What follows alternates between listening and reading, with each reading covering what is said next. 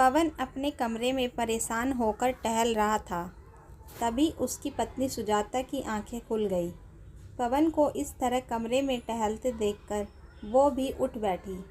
घड़ी की तरफ देखा तो रात के 2 बज रहे थे। इस समय पवन इतना परेशान होकर कमरे में टहल रहा है, ये सोचकर सुजाता को बड़ी हैरानी हुई। जबकि दिन भर में पवन ने बिल्कुल भी आराम नहीं किया था। जब से बहन रुक्मणी की बेटी की शादी पक्की हुई है, तब से एक पैर पर काम में लगा हुआ है।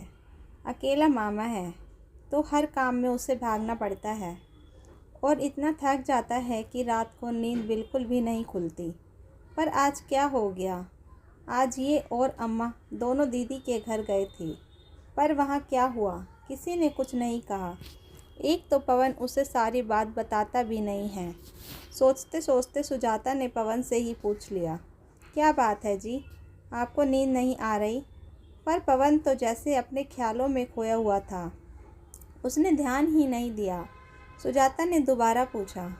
तब उसने पलटकर उसकी तरफ देखा। कुछ कहा क्या तुमने? मैंने पहले भी वही पूछा था, अभी भी वही पूछ रही हूँ। आपको नींद नहीं आ रही? आखिर बात क्या है? उसकी बात सुनकर पवन हल्का सा मुस्कुरा दिया और बोला, कुछ भी तो नहीं, बस नींद नहीं आ रही। तुम सो जाओ, तुम भी दिन भर की थकी हुई हो। यह सुनकर सुजाता उसे एकटक देखती रही।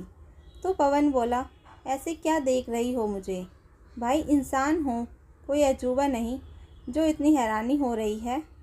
जानती हूँ आप इंसान ही हो, थके हुए हो, आप भी हो, पर रात के 2 बजे कमरे में टहलने का क्या मतलब है? सुजाता ने उसे शक की निगाह से देखा तो वो पलंग पर आकर बैठते हुए बोला, लो बाबा सो जाता हूँ, ऐसे क्या देख रही हो? कहता हुआ पवन चादर तान कर लेट गया, पर सुजाता अभी भी वैसे के वैसे ही बैठी रही। उसने फिर पूछा, अरे आप मुझे बताओगे नहीं क्या? बात क्या है? रात के 2 बजे आप कमरे में क्यों टहल रहे हो? किसी ने कुछ कहा क्या?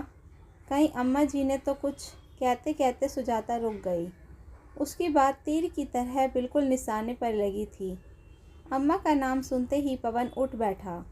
कुछ देर मौन रहने के बाद बोला, क्या करूँ सुजाता, मुझे तो कुछ समझ ही नहीं आ रहा। इस पगड़ी का बोझ उठाते उठाते थक गया हूँ मैं। बाबा के जाने के बाद उनकी ये पगड़ी तो अब जान लेकर ही रहेगी मेरी। हाय राम, ये कैसी बात कर रहे हो आप? मरे आपके दुश्मन। दिमाग में कुछ भी ऊटपटांग ख्याल आने से पहले हमारे बारे में सोच लेना। आखिर हुआ क्या है? साफ साफ बताइए। पवन की बात सुनकर सुजाता अपने सीने पर हाथ रखते हुए बोली, तुम्हें तो पता ही है, जब से रुक्मणी दीदी की नेहा की शादी पक्की हुई है, तब से हर रोज़ वक्त बेवक्त दुकान बढ़ाकर मुझे उनके घर जाना ही पड़ता है। अगर 1-2 दिन ना जाऊं तो वो और जीजाजी अम्मा से मेरी शिकायत कर देते हैं और अम्मा बस अपना ही राग लेकर रोना शुरू कर देती हैं। कहती हैं कि तेरे बाबा की पगड़ी तेरे माथे पर बंधी है तो जिम्मेदारी भी तेरी ही है। याद रख, बहन को ससुराल में कुछ सुनना ना पड़े। पर इससे भी मुझे परेशानी नहीं है, मैं रोज़ चला जाता हूँ। पर आज तो कहता कहता पवन रुक गया। तब सुजाता ने कहा, आज क्या हुआ? आज जीजा जी ने मायरे की लिस्ट दी है और वो भी मेरे हाथ में नहीं, अम्मा को भी साथ में बुलाकर उनके हाथों में। हाँ तो क्या हो गया? अम्मा को लिस्ट दे दी तो मायरा तो हमें ही देना पड़ेगा। सुजाता ने कहा तो पवन ने उसकी तरफ देखा और फिर बोला, सही कहा तुमने, मायरा तो हमें ही देना पड़ेगा, लेकिन हमारे घर की शांति तो भंग कर दी। क्यों, ऐसा क्या मांग लिया उन लोगों ने? सुजाता ने हैरान होते हुए उसकी तरफ देखा। अरे क्या बताऊं, लिस्ट बनाने से पहले एक बार भी नहीं सोचा कि हमारे पास इतना पैसा कहाँ है। 51 भैंस मांगने के बाद उनके पूरे परिवार के कपड़े मांगे हैं। ऊपर से कहा है दीदी जब आरती के लिए आएंगी तो सोने का गहना और 21,000 नगद थाली में रखना। यहाँ मेरे ससुराल में मेरे मायके की भी इज्जत है।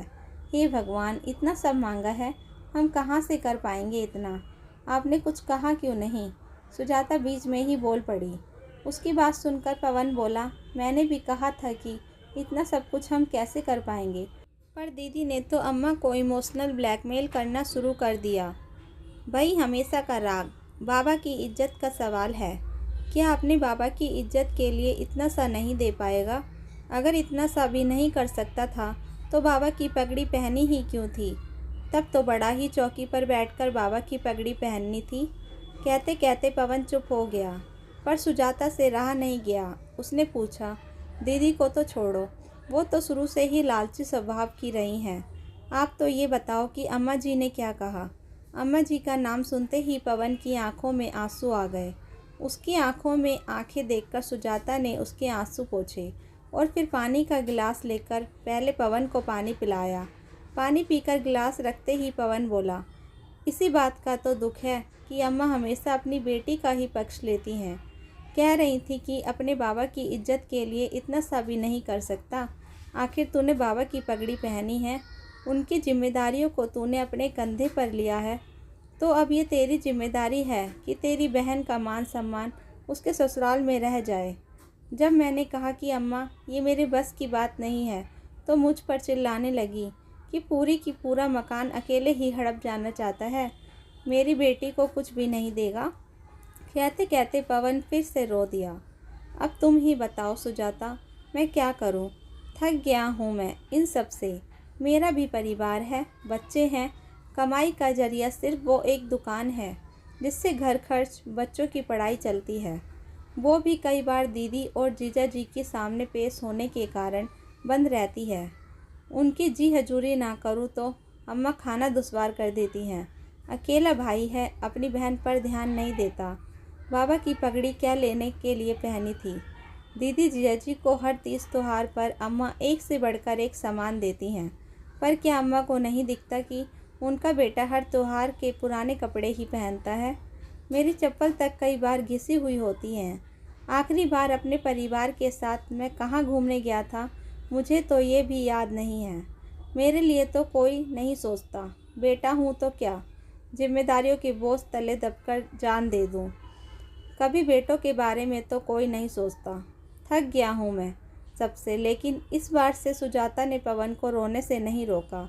आखिर जब मन का मवाद निकल गया तो पवन शांतिपूर्वक सो गया, पर सुजाता की आंखों में नींद कोसों दूर थी। आखिर अपने पति को अपने सामने रोता देखकर भला किस पत्नी को अच्छा लगेगा? पवन किस दौर से गुजर रहा था, ये देखकर सुजाता को भी आत्मग्लानि होने लगी। वो पत्नी होकर भी यह बात नहीं समझ पाई।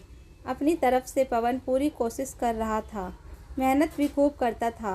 हालांकि इतना कमा लेता था कि परिवार की ज़रूरतों को पूरा कर पाए, पर ये आए दिन के ऊपर के खर्चे उसे तोड़ कर रख देते थे। आखिर मध्यम वर्ग की भी तो एक सीमा होती है। अम्मा तो बस जिद करके बैठ जाती थी कि मेरी बेटी के ससुराल यह जाएगा तो जाएगा ही। जब एक बार उसने नौकरी करने के लिए कहा था तो पवन खुश हो गया था, पर अम्मा ने बहुत हंगामा किया था। आखिर 2 दिन तक घर में हंगामा होता देख कर पवन ने सुजाता को ही नौकरी करने से मना कर दिया। पर आज पवन की हालत उससे नहीं देखी जा रही थी। आखिर पवन के पीछे ही तो वो इस घर में है। अगर पवन को ही कुछ हो गया तो, अगर वो उसका ही साथ नहीं दे पाई तो भला किसका साथ देगी? उसने ठान लिया कि अब वो अम्मा से बात करके ही रहेगी। दूसरे दिन सुजाता उठी और अपने घर के काम फटाफट निपटाने लगी।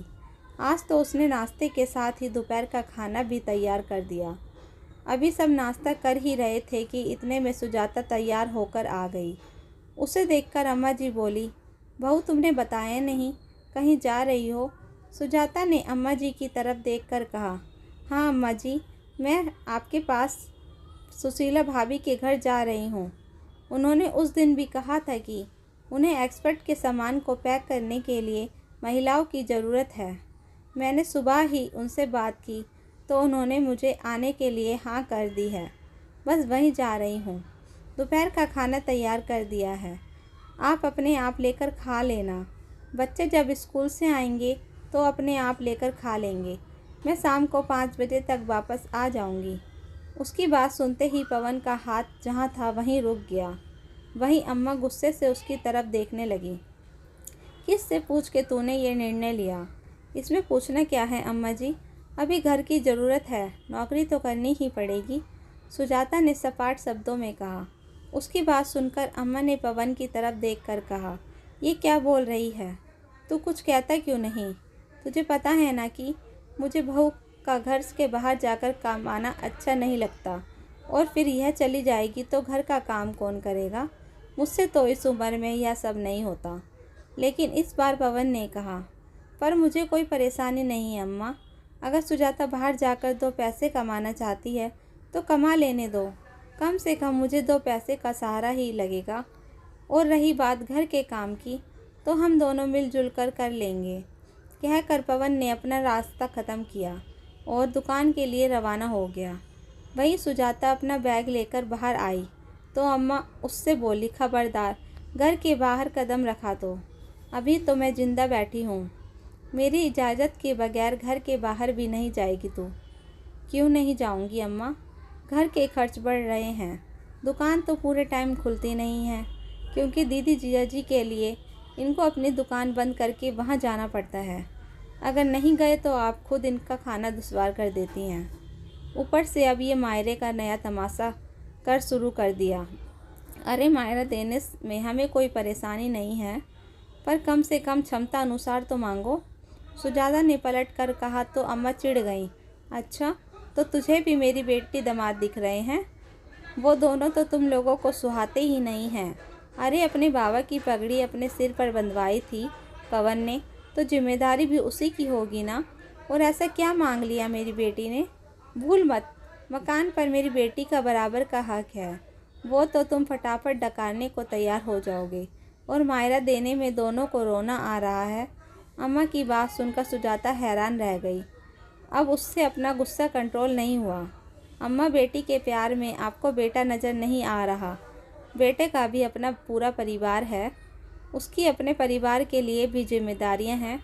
उसकी आर्थिक स्थिति इतनी अच्छी नहीं है कि वो ये सब कर पाए। आपको खुद भी ये सब बातें अच्छे से पता हैं, फिर भी बेटे को ही दबाए जा रहे हो। अगर आपको ये लगता है कि हम ये मकान डकार जाएंगे, तो आप अपने ही हाथों से इसे अपनी बेटी के नाम कर दो। पर भगवान के लिए हमें खुश रहने दो। आपको शायद आपकी बेटी संभाल ले, लेकिन मेरे और मेरे बच्चों के लिए तो मेरा पति ही है। सुजाता की बात सुनकर अम्मा थोड़ा ढीला पड़ते हुए बोली, अरे बेटा, ये सब नहीं करेगा तो लोग बातें बनाएंगे। अम्मा की बात सुनकर सुजाता बोली, आपको लोगों की चिंता है अम्मा, अपने बेटे की नहीं। कल रात आपका बेटा रो दिया, उसकी हालत क्या होगी इसका अंदाज आप लगाइए। अगर कल को आपके बेटे को कुछ हो गया तो आपको ये लोग नहीं आएंगे संभालने के लिए। बाबा की पगड़ी पहनकर आपने जिम्मेदारियों का बोझ तले दबा दिया है उसको। भगवान के लिए उसे भी थोड़ी सांस लेने दो। बेटा पैसा कमाने की ही मशीन नहीं है। सुजाता अम्मा के सामने हाथ जोड़ते हुए बोली और वहाँ से चली गई। अम्मा को तो अक्सर बेटी दामाद की बातों में आकर लगता था कि मकान के चक्कर में ही बेटे बहू सेवा कर रहे हैं, पर आज तो बहू ने भी मकान बेटी के नाम करने के लिए कह दिया। आखिर अम्मा को एहसास हो गया कि उनकी बेबुनियाद की जिद उनके बेटे पर भारी पड़ रही है। आखिर अम्मा ने बेटी को फ़ोन करके कह दिया कि मायरा उनकी क्षमता अनुसार ही दिया जाएगा, ना कि बेटी के ससुराल वालों की मांग के अनुसार। आखिर उन्हें भी अपना घर देखना है। तो दोस्तों, इस कहानी को लेकर आपकी क्या राय है, कमेंट बॉक्स में ज़रूर बताएं।